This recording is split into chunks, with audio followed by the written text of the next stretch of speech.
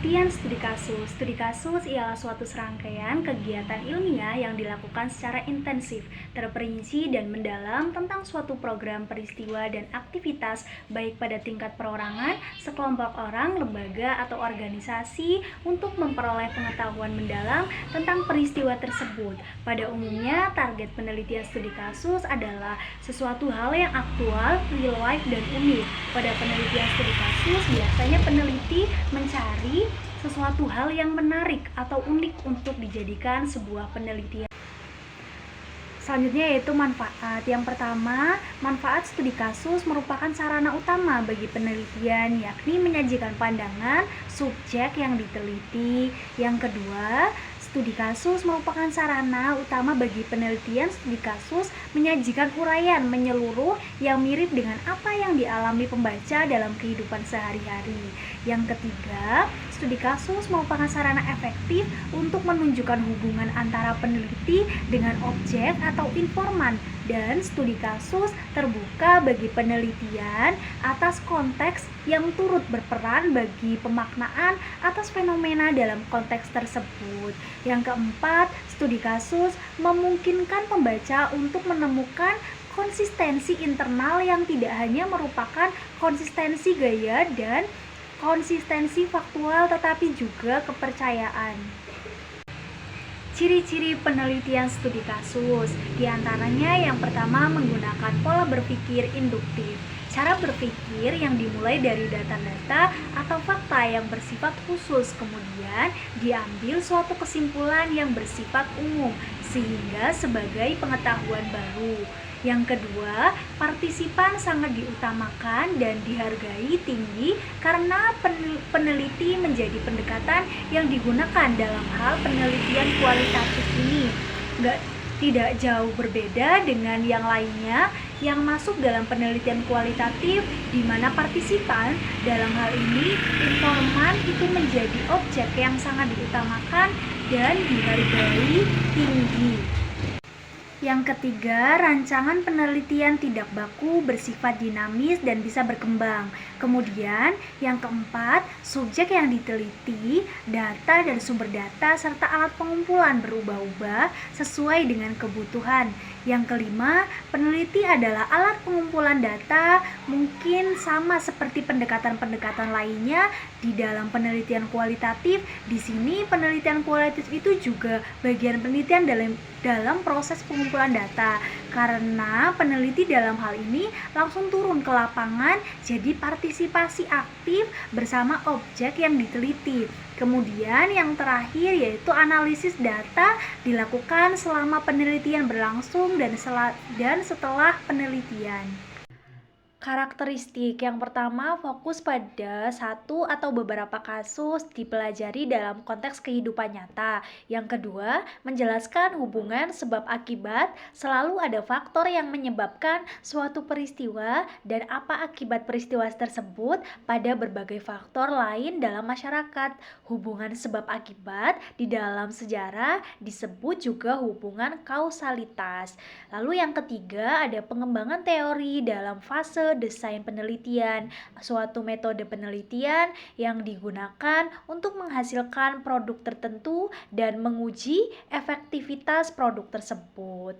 Yang keempat, tergantung pada berbagai sumber bukti. Lalu yang kelima, menggeneralisasikan teori yang terjadi ketika hasil penelitian digunakan untuk menguji atau mengembangkan teori yang lebih luas. Hasil penelitian dapat digunakan untuk memberikan hubungan empiris kepada teori yang ada atau bahkan untuk mengembangkan teori yang baru.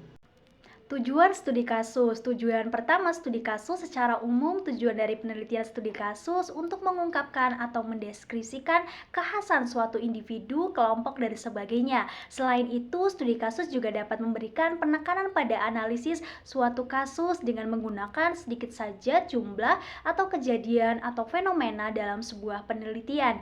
Tujuan studi kasus sebagai penelitian secara umum adalah untuk mengkaji mengenai pemahaman dan perilaku manusia yang didasarkan pada kepercayaan teori saintifik dan perbedaan nilai.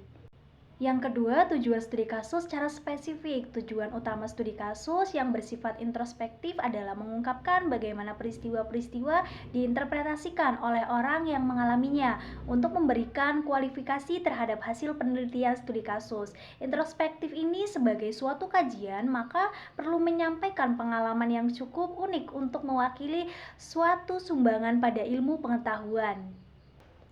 Langkah-langkah yang pertama, memilih tema, topik, dan kasus. Pilihlah kasus yang merupakan bagian dari bidang atau jurusan kuliah saat ini. Misalnya, mahasiswa jurusan atau program studi pendidikan bahasa Indonesia. Maka pilihlah kasus yang memang menjadi wilayah kajian bidang tersebut. Lalu yang kedua, mengumpulkan bahan bacaan. Setelah menemukan kasus, selanjutnya kumpulkan literatur atau bahan bacaan. Literatur atau bahan bacaan ini dapat berupa jurnal, majalah, ilmiah, hasil penelitian terdahulu, buku atau surat kabar, dan lain sebagainya.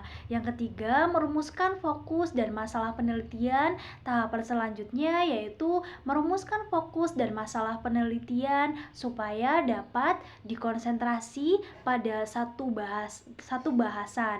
Dari perumusan ini dapat menggali informasi penting, bukan hanya informasi yang tidak berdasarkan ilmiah. Yang keempat, mengumpulkan data. Setelah merumuskan fokus dan masalah penelitian, selanjutnya harus mengumpulkan data penelitian. Data ini bisa didapatkan dari beberapa metode penelitian, mulai dari dokumentasi, observasi penelitian, hingga wawancara. Penelitian perlu mengukur banyaknya data yang diperlukan.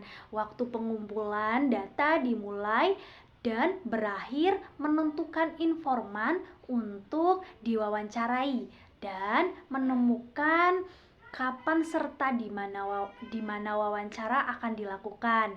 Lalu yang kelima, mengolah data. Pastikan data yang dikumpulkan sebelumnya sudah jelas kebenarannya. Lalu selanjutnya, dengan menyusun data, melaksanakan penyediaan, mengklasifikasikan data, serta mengkoreksi jawaban wawancara yang kurang jelas. Lalu yang keenam, menganalisis data. Analisis data merupakan bagian terpenting dalam penelitian, mengingat akan memperoleh temuan-temuan penelitian. Kemampuan analisis data akan bergantung dari luas wawasan teori peneliti terhadap bidang yang sedang diteliti, pengalaman penelitian, serta bimbingan dari dosen. Ketujuh, melakukan dialog teoritik bagi calon magister dan doktor. Penelitian studi kasus dilakukan melalui dialog temuan dengan teori yang sudah dibahas pada bagian kajian pustaka. Sedangkan untuk karya ilmiah seperti skripsi, temuan penelitian cukup berupa penemuan fakta secara deskriptif atas dasar teori yang sudah dipelajari selama masa perkuliahan. 8. Melakukan triangulasi temuan konfirmabilitas. Tahapan selanjutnya adalah melakukan triangulasi temuan untuk konfirmabilitas. Penelitian dapat melakukan dengan cara memperoleh temuan penelitian ke informan yang diwawancarai. Kesembilan, menyimpulkan hasil penelitian. Untuk penelitian seperti skripsi, simpulan studi kasus berisi fakta-fakta yang ada di lapangan secara deskriptif sesuai pernyataan penelitian data deskripsi. Yang ke-10, melaporkan penelitian. Tahapan akhir adalah menulis laporan penelitian. Hal ini diperlukan sebagai bentuk mempertanggungjawabkan kegiatan penelitian untuk kepentingan umum. Menurut Nur Fajrian dan kawan-kawan 2024, contoh judul studi kasus yaitu yang pertama, penelitian studi kasus bidang psikologi. Judul penelitian, pengelolaan stres pada mahasiswa tahun pertama masuk perkuliahan. Mahasiswa tahun pertama sering menghadapi berbagai tekanan dalam perubahan signifikan dalam kehidupan mereka, termasuk penyesuaian akademik, sosial, dan emosional, serta stres yang dikelola dengan baik mempengaruhi kesehatan mental dan akademik mereka.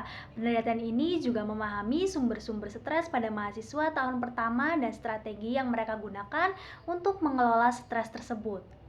Contoh judul penelitian studi kasus pada bidang sosiologi dengan contoh judul studi kasus dinamika sosial ekonomi pada masyarakat nelayan di desa pesisir. Masyarakat nelayan seringkali menghadapi tantangan sosial dan ekonomi yang kompleks. Penelitian ini bertujuan untuk memahami dinamika sosial ekonomi pada masyarakat nelayan di desa pesisir, termasuk faktor-faktor yang mempengaruhi kesejahteraan mereka. Ketiga, yaitu contoh penelitian studi kasus pada bidang pendidikan dengan judul Studi Kasus Penerapan Metode Pembelajaran Kolaboratif di Sekolah Menengah Atas. Metode pembelajaran kolaboratif telah diakui sebagai salah satu pendekatan yang efektif untuk meningkatkan keterlibatan siswa dan pemahaman materi sekolah menengah atas telah menerapkan metode ini selama 1 tahun terakhir dan penting untuk mengevaluasi dan melihat efektivitasnya.